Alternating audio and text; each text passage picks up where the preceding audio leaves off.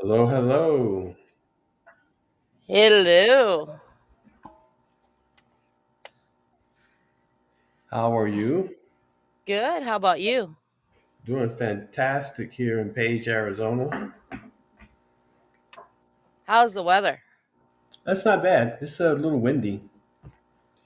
It's about 70s, mid 70s. We are hotter than you are. Wow. You're hotter than Arizona. We are in the 80s right now. Really? Whoa. You are Supposed to get hotter. up to almost 90 today and then drop down to the 60s on Friday. Oh, how about that? That's the variety of living in America. You get different things all the time. Yep, that's true. Whether you are in the deserts of Arizona or in the hinterlands of Minnesota. Hey, we're in the cornfields.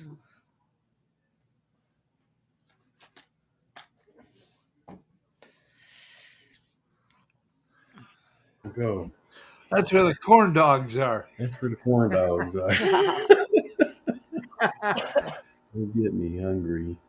Good afternoon, everyone, and welcome to the Tuesday edition of Travel Tuesday with Rick Reese, Mary Stanley, Ron Clayton, the president of the Hope Collection, and we certainly welcome everybody here to the show today on Podbean Live. Podbean Live.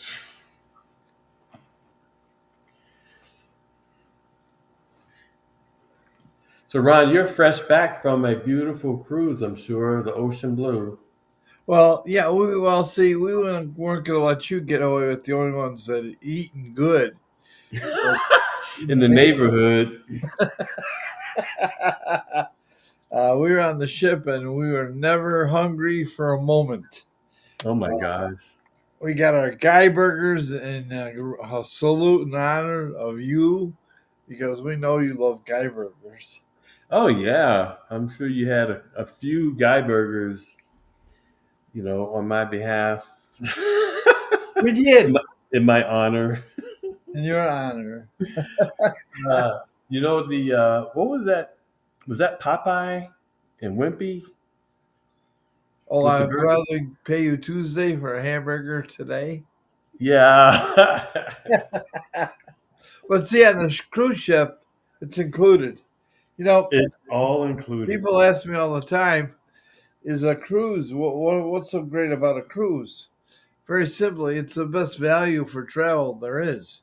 You get a hotel, 5-star hotel room, 5-star guest services for every day. You don't have to make your bed. You don't have to clean up the bathroom. They take care of all that for you. Um, Food, not just 3 straight meals. You can snack anytime you want. You got uh, breakfast in a restaurant or buffet or lunch buffet, and a dinner in a dining room, and you can get dinner and breakfast in the dining room too every day. Then you got entertainment every night and during the day also. We had the privilege of meeting the cruise director early on because we made arrangements for the annual and actual every Veterans Day celebration that Carnival Cruise holds on every cruise, on every ship, every day that they sail. And they were honoring, and they brought Captain Lynn Kane forward, spoke for 45 minutes, sharing about the attributes of the kindness campaign and the benefits of living a life of the Golden Rule, and also what we're doing with the Hope Collection. And we're so proud of him that Wow. he did that. He was in his Navy Admiral, retired Admiral's uniform, Nice. and the cruise director was a former RAF Royal British pilot. His father was a pilot, and it turns out the tactic that they learned to fight air fighter on jet planes with It's called the CAT system, named after Captain Kane, and it's a methodology that was adopted in the by the Navy and Air Force in the Vietnam War that eliminated the loss of planes by the United States of America armed forces. And they're still using the system to train pilots today. How about that? So Len was just thrilled, and the cruise director, Leo Alexander, was just tremendous. And he treated Len with respect and was on duty, and the whole cruise he was recognized. And he met Wow, the captain of the ship too. that's awesome. Wow, that's awesome. I know that must have been a great event for Anne and for Lynn to be able to just to be honored that way, along with, of course, all the other veterans. But that's a big deal, and then to have the director of the cruise, or the captain of the cruise ship, know as an RAF fighter pilot the system that Lynn created, the CAT system, named after him. Man, that's just what they call synchronicities kind of coming together in such a great way. And Rick, during the cruise, people would come up to Len and he'd take them aside.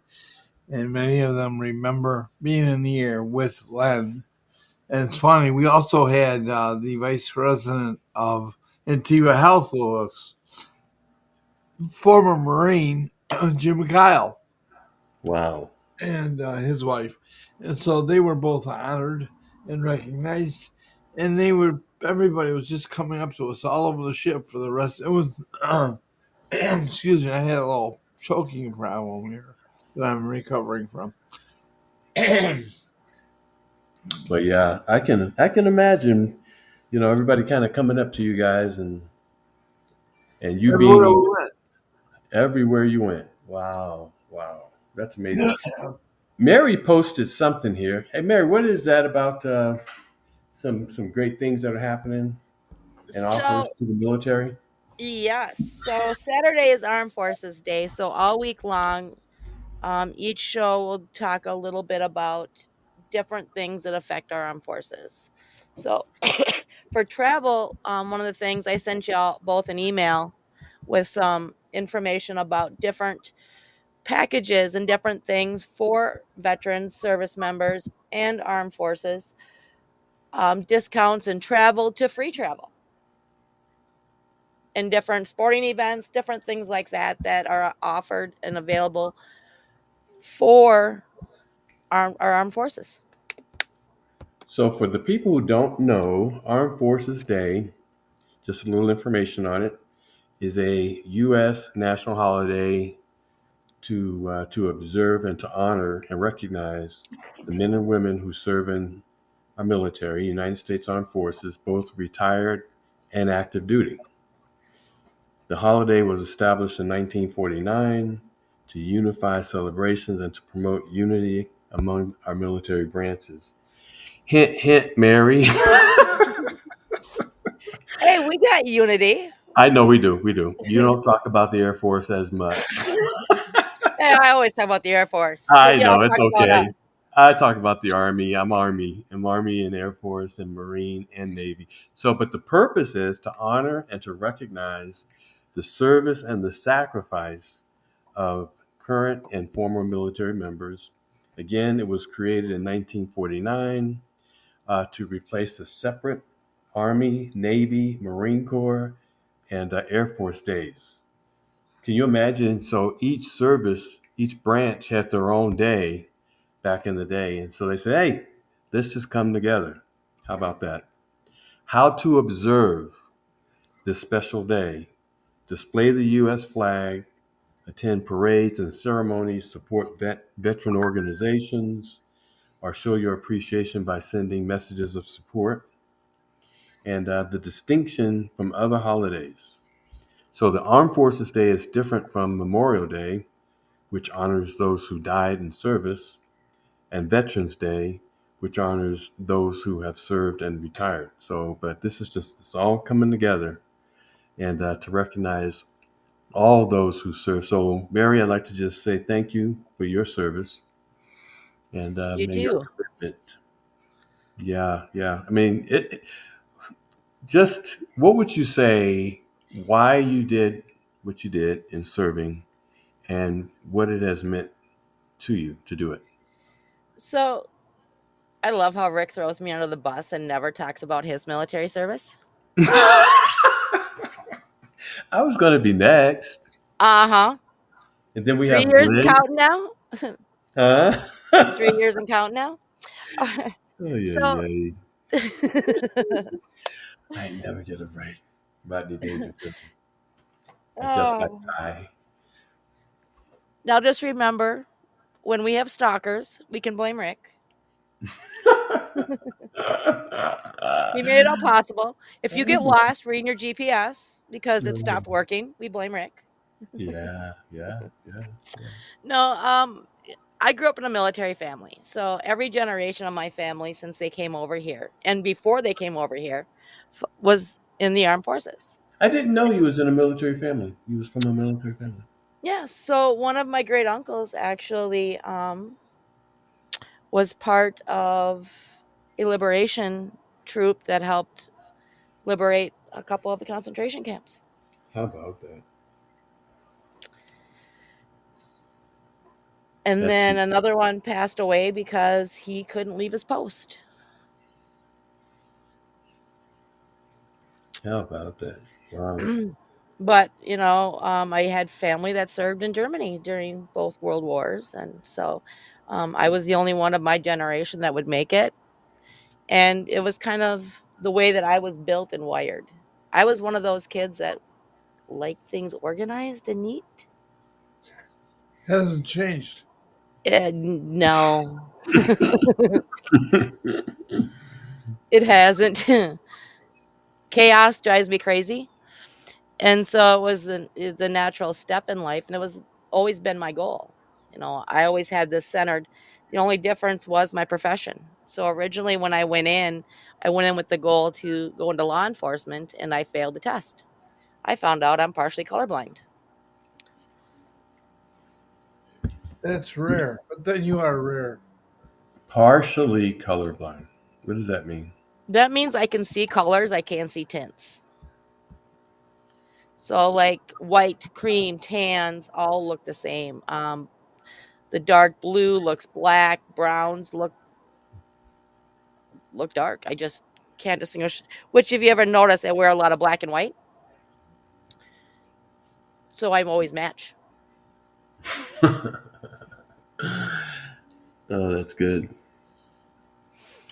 So, what has been the change? What was the impact of serving?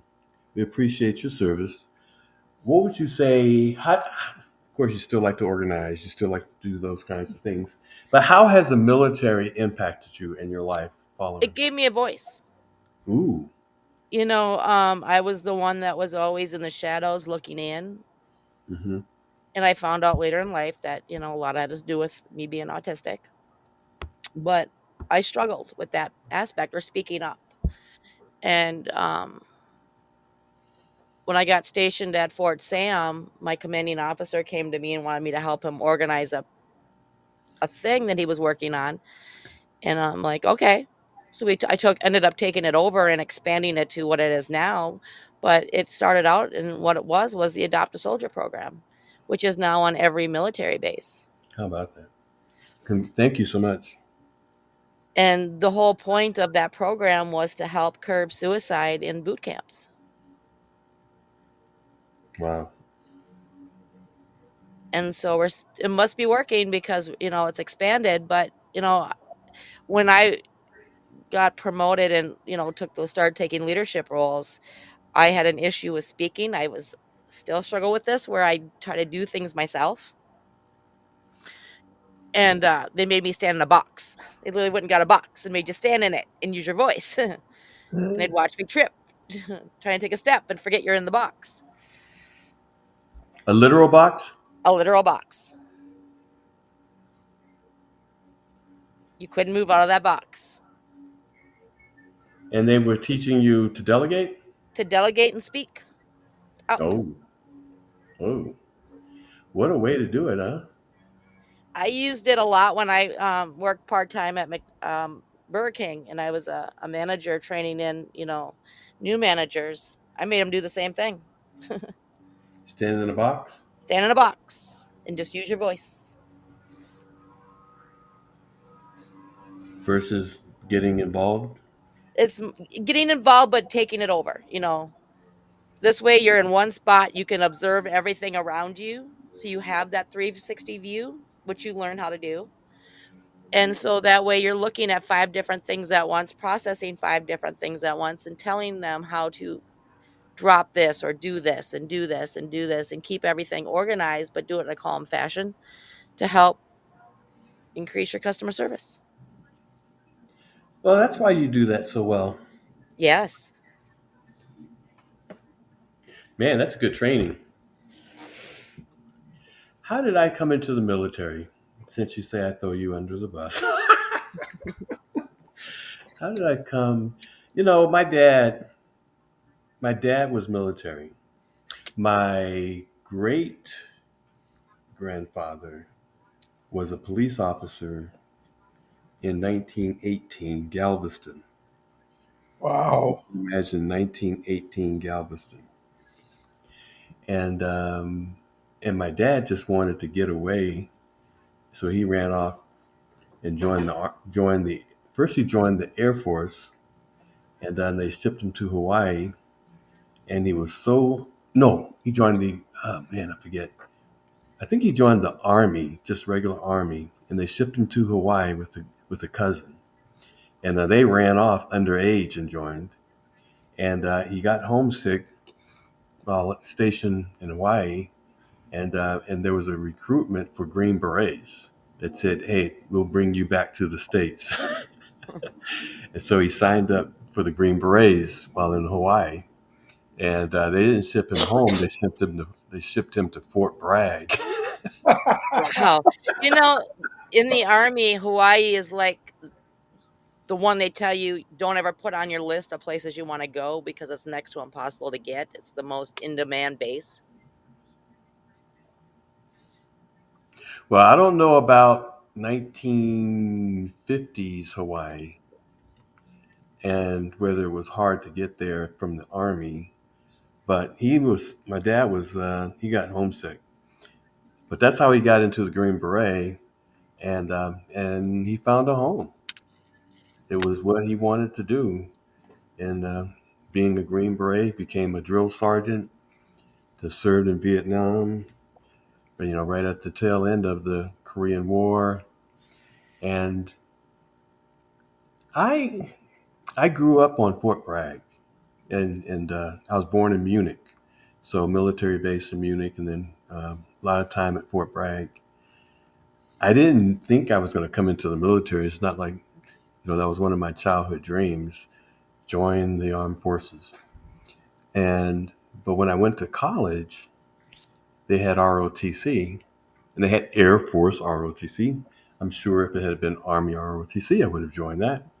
But it was Air Force ROTC, and I'm glad that it was. And I joined, and they had a 4-year program, and I joined as a freshman, and I quit after about a year. My uniform was kind of like sad sack. For those who are old enough to remember, sad sack. It was too big. My hat was too big, and it kind of reminded me of sad sack We just call you a hot mess now. and hot mess. And so I quit the 4-year program, ROTC program, and Reserve Officer Commission program, training commission. And of course, there's ways you can come into the military as an officer. You can go through ROTC, you can go to the academies, or you can, be promoted through the officers training program, OTC, as an enlisted. And so I did. I quit the 4-year program, and I quit because my uniform didn't fit, and I really wasn't liking it all that much. But I You made up sound in my like an independent renegade. well. What was interesting, you look back and you think back on your rationale, and sometimes you go, "Oh my God, either it's genius or it's dumb." Right? I quit because I realized the only difference between, first of all, I did like uniform, but the only difference between commission from a 4-year program versus they have a 2-year program is a couple of weeks, a couple of extra weeks in the summer. And they have summer camp. They have a 4-week summer camp. So if you go through the 4-year program, you go to the 4-week summer camp. You go to the 2-year program, you go to a 6-week summer camp. And so I figured, hey, 2 years versus 2 weeks, right? And so I quit and I said, I'll sign up for the 2-year program and go the extra couple of weeks. And thank goodness they allowed me to come back in after I quit to join the 2-year program. And they allowed me to come back because normally they don't. And so I took that chance. But they allowed me to come back, went to a 6-week summer camp, and was commissioned a second lieutenant in the Air Force. Now, the interesting thing is when you get commissioned, you can join any branch. Mhm. And once you get commissioned as an officer in the military, and I said, sure, I'll stick with the Air Force.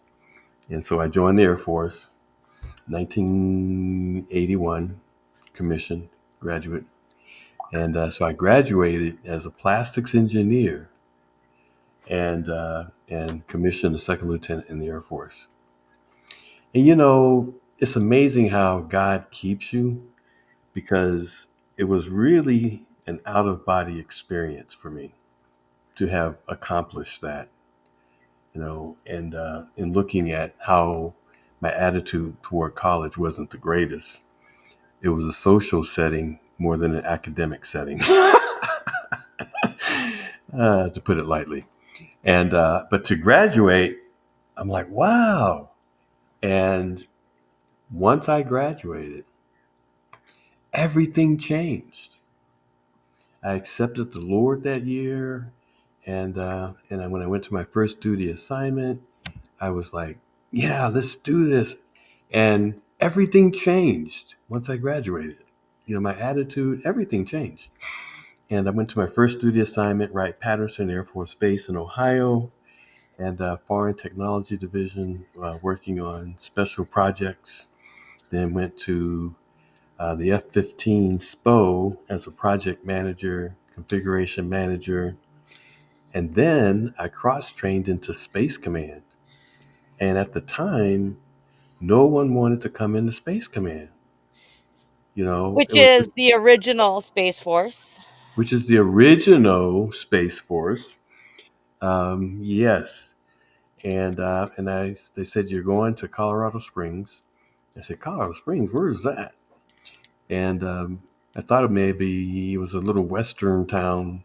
And but when I got to Colorado Springs in '85, little did I know we were the founders of Space Command satellite operations, and was part of the cadre of satellite flyers from the Air Force. Because prior to '85, contractors, in particular Lockheed Corporation, was doing all the satellite flying and maintaining U.S. military satellites. In '85, the Air Force had made a decision, actually prior to that, that the Air Force would take over satellite operations as a mission, along with space operations, at Cheyenne Mountain. And so I was part of that initial class of blue suiters trained to fly satellites. And we were trained by the contractors to fly satellites. Once we completed our training, we were assigned to develop training courses for a pipeline of satellite flyers coming in from the Air Force. And we basically took the mission over from the contractors. And so I was part of that the initial training corps that says, where they said, you have 1 year, we're priming this pipeline. You have 1 year to get all these training courses in place for GPS satellites, global positioning system satellites, DMSP, meteorological satellites, Army communications discus satellites, and surveillance DSP satellites.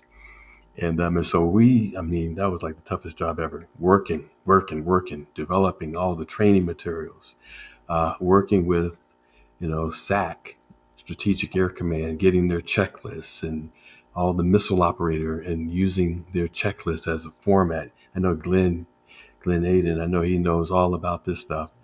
But a year later, I mean, the pipeline opened and all these folks just flooded through. And it was basically the transition, as you're saying. It was the initial Space Force, and we activated. It used to be the Consolidated Space Operations Center, but it became 50th Space Wing, and it was the base that we activated, where the Air Force was flying all the military satellites, and just classified buildings, classified everything. And I mean, just the huge Millstar operations, classified satellites, and we were that first group. And they called it, because when the contractors used to fly the satellites, they had these big old rolls of paper that would track every satellite, and it wasn't modern at all. And so one of the programs was the DSM, Data System Modernization, where they took all those rows and now it's on computer tracking telemetry, tracking Mostly. all the satellites, and and that was the beginning of me getting involved in GPS. So from the So, training aspect, mhm, we launched speaking of which, satellites. so the Finland Air Force station in Finland, Minnesota is for sale. What? Finland, Yep. Minnesota? Where is that? Up by Duluth. It's Cornfield. actually it's not. It's up by what we call mountain, but not really. But it was created during the Cold War. It was home to the 500 or 756th Radar Squadron,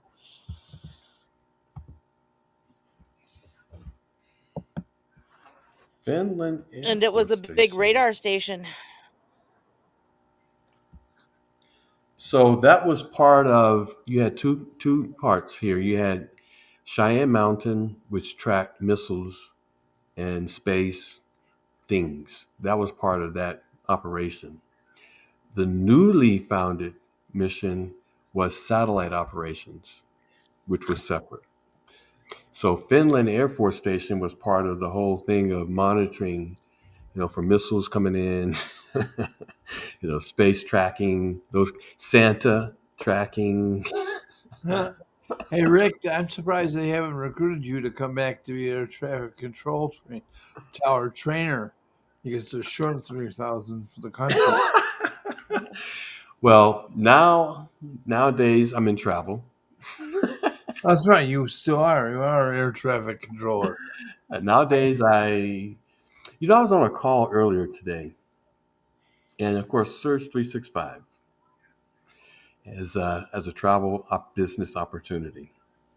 And I was on a corporate call today with a company out of New York that developed the logistics software to manage corporate conventions. Oh, All the things that you have to do to, put together a corporate level convention and all the logistics that's involved. And this AI software manages all of it. And not only manages it, but also identifies, if you need to do any forms or documentations or certifications. I mean, the things that you normally would fall through the cracks that you would normally miss. And I was on this call, and I didn't know they wanted to hear about the travel business, but I was sharing with them about Surge 365. Do you know they got so excited because they said, Rick, we have been trying to tap into that market. We have the convention AI, but we don't have. which you just described, under the umbrella of Surge 365, a travel agency access to not only travel Oh, agent functions to be able to set up venues and work with venues. And Ron, I was telling them about Scoot Around. They said, really? Right? And access to motor scooters and da da da da. Then I was telling them, I said, and also in addition to the travel agency, we have a product called the Vortex that you can give out to the folks who are going to the different conventions and so forth, where they can self book their travel, and not only are they saving money, but you're earning as a company 100% of what they save. They were doing backflips. And then I said, we have a wholesale travel component with the members program, kind of like a vacations club lifestyle benefits program, where you may have people that just want to travel wholesale instead of retail, and with the concierge service that can help set up any trips. And then I said, you have your office, your corporate office, and you have, of course, you provide strategic planning software for setting up corporates and logistics and da da da da conventions and so forth. I says you may have a portion of your office personnel um, take the different trainings that are available. They can specialize in seminars at sea. They can specialize in conventions in whichever part or region of the country, and take these courses, training courses that we have access to, all the vendor training. And so if they want to be a France specialist or a Paris specialist, all that training is free. A London specialist, you know, our special needs travel specialist, all this train, Ron, they were doing backflips. That was just this morning. And they said, we must sit down and take this further. And so I say to the listeners, we have a product in Surge 365 that has a utility around the world that you can say, I want to create this, or I want to use this portion of Surge 365 for that. You can basically sit down and create based on and tailor to whatever you want. And I said, I was telling them, I said, the way I was using it, my wife and I, we just love to travel. I wasn't looking at the corporate level specifically because that's work. I said, but we have access at the corporate level. Isn't that amazing, Ron? yes. As a matter of fact, this morning, Rick, I just saw and covered a new special course being offered to become a certified cruise specialist for the state of Florida through our training programs that you can get training and certification that covers all the cruise lines and the ports in Florida. So I registered for it. Going to be on the 21st that Wow. the program is going to be offered. And it's free. Have to be a CLIA member, which we are. That means we've taken the courses to become a certified CLIA member. And so we have that, and I have a card, a specific number that allows us to utilize the CLIA services. What is that exactly for all of us people that don't understand what you just said? Well, CLIA is a cruise line association. Everybody who's anybody who's a travel agent, you have to get certified to work directly with and detailed with cruise lines. So it puts you in that position, the certification and eligibility to actually book and plan group cruises. So they have that all under an umbrella, and they offer training to make it happen. You're brand new, you don't know anything about the cruise industry. You could take this course and get whole education on it. One of the things that I was saying to the folks that this company I was talking to, I said the key word is access. Access to an industry. Inside access. Insider access. Are you kidding me? Insider access to an industry. Okay, so typically You can't just become a travel agent. You have to work with a company that has a travel agency. Travel agencies are recognized in the industry by that CLIA number, the IATA number. These are certifications, these are qualifications that travel agencies have, and this is their designation in the industry. So every travel agency has a designation or a CLIA number, Cruise Line International Association, or the IATA membership, International Association of Travel Agents.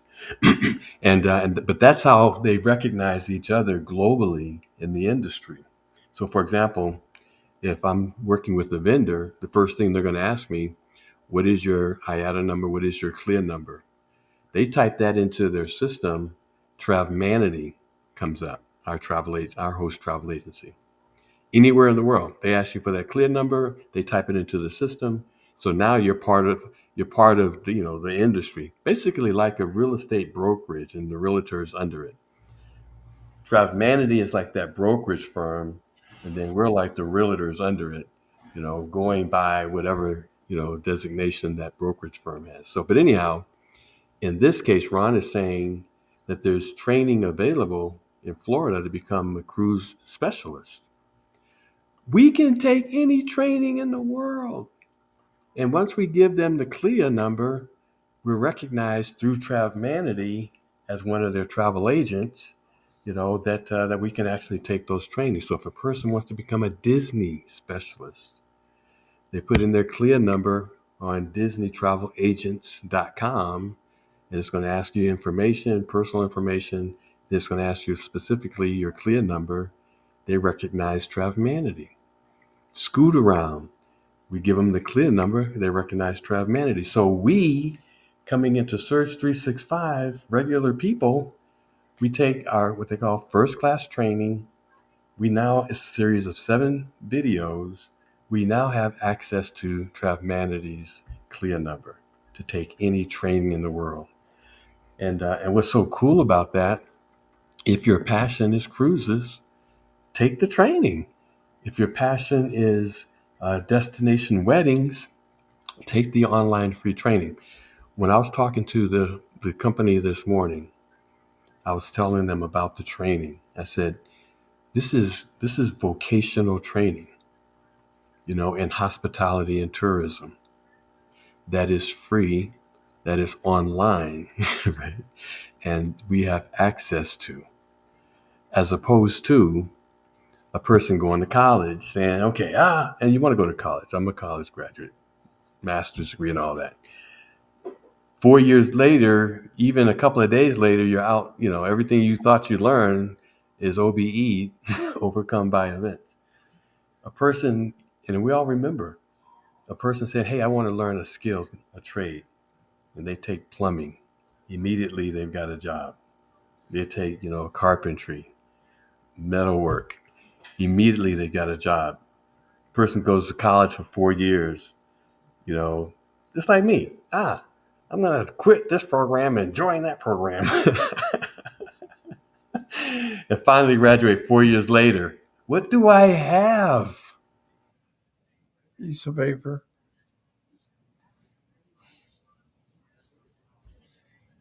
You have an opportunity to get a job. 40 years, 40 hours a week. And what do you have to show for it? Ay, ay, ay. But now we can become a specialist. So Ron can take that class. But anyhow, that's the CLIA. The CLIA gives us access to travel training with any vendor anywhere in the world. Yeah, we did the American River Cruise training. I know you took it also, Rick. Yeah, thank you for letting me do Getting that. certified with, they now have all brand new ships in every port. And they only have like 100 people per cruise on the ship. Small ship. Mm. Anyways, we're certified. And right now I get a letter and a check from them every month which is additional besides buying wholesale as a travel agent, we get an extra $1,000 incentive to book one of their cruises. Wow. Wow. And so a person can, if you're the kind of person that says, I want to break, I want the insider track on travel. Man, you talk about perfect for Surge 365. It gives you the insider track. So, Ron, what do you think about what do you think about this company that I was talking about earlier in corporate travel? One of my business partners in this other company that I'm part of, Strategic Partner Group, he's working with the country of Botswana in Africa, and they have an expo, Botswana Expo, and that's where he said, Rick, Surge 365 should do that, bro. That should do that expo. And I'm like, okay, we can. We have the access to do it, you know.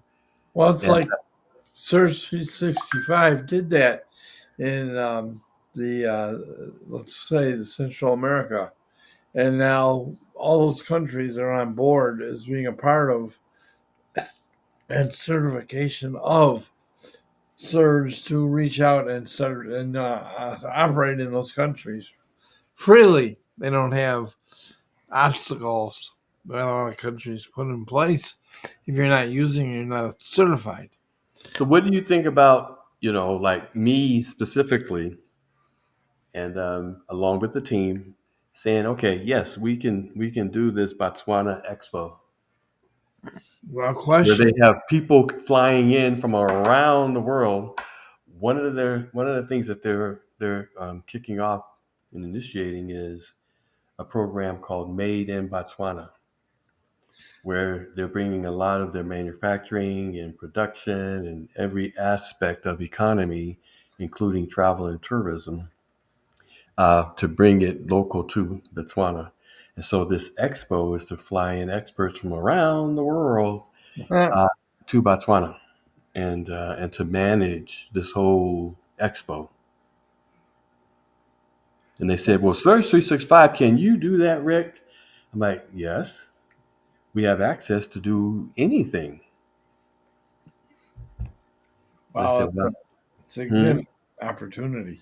And so this AI that does the logistics of the planning for these kinds of events will plan the whole thing out. And of course, we put whatever in place to support the travel aspects of it. See, Search 365 can expand to any level you want, whether it's at the corporate level or whether it's just an individual wanting to travel, or even just an individual with the vortex that wants to generate a revenue stream because they give out a free link. People book, they save, you earn what they save, and so you can pick and choose whatever you want. And so my friend was like, "Yeah, Rick, I wanted to get you on with this company, and because I'm volunteering you for this expo in Botswana, and I can definitely do it You along with." just practice. You just practice that outside of the travel business in the hospitality industry with your brother's restaurant and developing it from the ground up and helping You're, him you're develop right. the market. You just You're did right. You're right. One of the things that I've learned is, and Mary, you can correct me on this because there's truth to it, and then there's probably truth to it. Um, we say in the military, never volunteer for anything, right? But I got to tell you, that's how I've always gotten ahead, is being fearless in volunteering. And one of the things, reason why I've always gotten ahead is when you volunteer, it takes you to places that most people don't want to go, to learn things that most people don't know. And it gives you favor. It gave me favor with all my superiors who was looking for someone else to do something. And when It they saw me, depends on the context of no volunteer. When you're put in a line and you're asked to volunteer not knowing anything of what it is, you don't volunteer. Digging ditches, digging ditches, Area beautification, let's, go down the list. change out latrines. Being volunteered to be the first women group to go and learn how to be on the front lines, things like But that. I don't know. I actually taught my kids to volunteer through my experience, and my experience has always been the person who volunteers advances faster. I mean, when I came into the military, a second lieutenant, I volunteered for everything, Well, it's a and I little different when you have an enlisted volunteer and when you have an officer volunteer.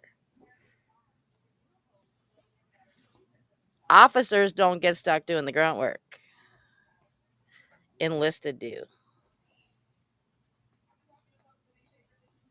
but like the people who really make things happen is our awesome enlisted force. Mhm. Oh yeah.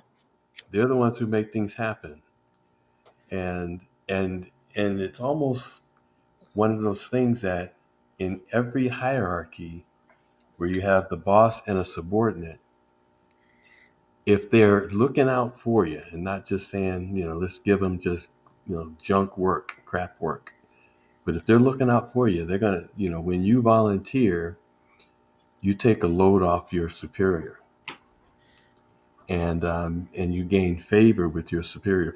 Man, I used to volunteer to put together these balls, and I volunteered one time. Nobody wanted to go and to deliver 8,000 pounds of electronic surveillance equipment. Need to fly out from New Jersey, one of our bases, to Germany. And I can say now, but this equipment was surveillance equipment to look at that we mounted on a Navy plane to fly the East German border and to look at over the horizon radar, to test out over the horizon radar. Nobody wanted to volunteer for this. I was a young captain. I said, I'll go. And so as a volunteer, I had to put together the whole mission and the people and get them their equipment and get the 8,000 pounds of equipment over there, and just put the whole thing together. Well, it was a free trip to Germany for 16 days.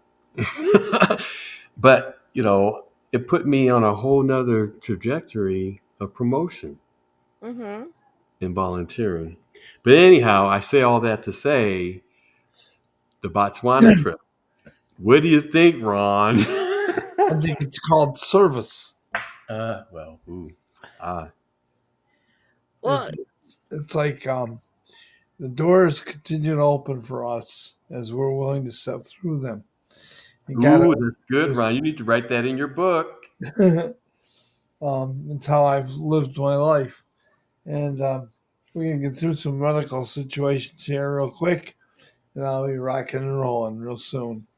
So I know you will. So, Ron is saying because of the fact I'm in Surge 365, I have access to everything travel globally.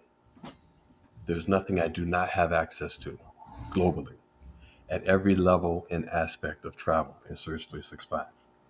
Whether it be the travel agency, the travel training, the travel vendors, everything travel in every continent, everywhere. Can you imagine? That's power. No, but I have the online booking. And so I'm my own. You are your own Expedia. You have access to people who can book through your link. And you have access to a profit that makes Expedia billions of dollars. You have access to the wholesale club membership. So you have access to, and so with this Botswana convention and this AI tool that manages all the logistics, I'm hearing Ron say if the door is open, you walk through it. And of course, if the door is open, and it has, I'm walking through it. Why? Because we learn as we go, and and we make things. We have access to all the counsel to to do things correctly in the right way. Why would a person not except because of fear? And If I look could, at oh, go ahead. go ahead. Well, I know it's a little different with volunteering, but sometimes if somebody just asks you to do something or invites you to do something, um, it's like going to a new place or even a new church. I can't tell you how many times that we have been encouraged or just asked, "Hey, would you like to join us?" And it has changed our life. So sometimes just taking, I know it's a little different than military, volunteering, but think of it this way. If you had just asked somebody, "Hey, we're going here, would you like to come?" You're welcoming them to experience something. And it was those experiences just by somebody inviting us to come along. It makes so much difference. Same thing with our travel business. Somebody just said, "Hey, check this out," and how has changed our life. Somebody invited us years ago for the first church we ever went to, and so sometimes it's just um, being that person that invites somebody, and also being that person that accepts an invitation. It can change your life. You're right. I never say. That's why I said I never say no Mm-hmm. That's how you because. ended up in Arizona, Rick. Yeah. Absolutely. uh, Ron, you have a Or situation. Charleston. Our Well, and the Charleston. thing is, when you volunteer, you end up going to different events that you would never have gone to. You never know who you end up meeting and connecting with.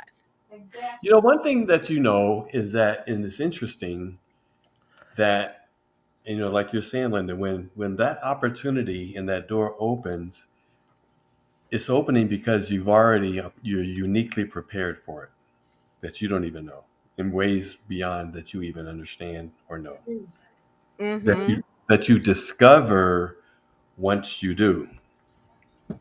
And so when I'm looking at Botswana and this company, we were introducing Botswana, but this company, the AI company that does logistics planning for events, is global, and so they do events globally. We were just looking at Botswana, but this company in Surge 365 in some sort of a partnership, or they buy a site or whatever, it takes it to the corporate level where you're making corporate level money, overriding. And so people are looking and thinking so small. I mean, they're focused, a lot of times people are focused on, okay, it's affiliate marketing model. Are you kidding me? You're looking at the wrong thing. You know, you got to look at the access that it gives you and the tool that it is to create wealth. And so, in working with this company, this is corporate level money, But you also have access to the people there. So, like, you have direct access to the customer service, to all these people in the cruise ships, the hotels. So, that you normally as a person have to sit on hold for hours to get. right? Well, that's true. And Ron, I know you've seen this, and Linda, you've seen this, and people on the call there in Search. We go into our travel back office. We have a suppliers list, global list with all the 800 numbers, with all the right numbers that you would Right. never find, you know, just doing research. But So it's a you're not on direct, hold for hours getting questions answered, problem solved, especially like in my line of work, right, right. You're making not sure on hold. everything is lined up correctly because one little error and you're going to have a disaster. It's true. It's true. It's called And global economic development. You're touching lives and making a difference. wow, And it's wow. fun. And it's fun. And you learn as you go. See, one of the things I guess I can wrap up with the military. is I'm an explorer, and I don't mind, going on missions and making decisions as I go based on what I see, and that's how you learn. But when you can think on your feet, you can make decisions real time. You've got the tools, you've got the training, you've got the preparation. You just go. Hats off and salute to all the armed folks celebrating Armed Forces Day. Back to you, Ron. Well, thank you, Rick, and thanks for sharing. In fact, this has been a great show because you shared significant aspects of your development from a military standpoint, and it's a blessing to know that background about you, and we've seen why you are so effective at touching lives in such a big way, and we appreciate you so much. Well, you hit the nail on the head. That's why, Rick, you were in Charleston. Rick, that's why you're in Page, Arizona at a restaurant. You don't know anything about restaurant, but you're making an impact. It's because of the support system that we have around us. You guys, you're a support system. And people listening, you have access. The most important thing we're talking about, you have access to a support system. Isn't that awesome? When we were in Daytona last fall, we actually stayed at a hotel right across the street from the Daytona 500, the racetrack. Right down the street from it is a college, and they have it's Hospitality U, and people spend $10,000 to get a degree in hospitality, and they can own a business, get all the training for the price of a telephone, and own Amazing. to create a cash stream and an income and a career for the price of a phone.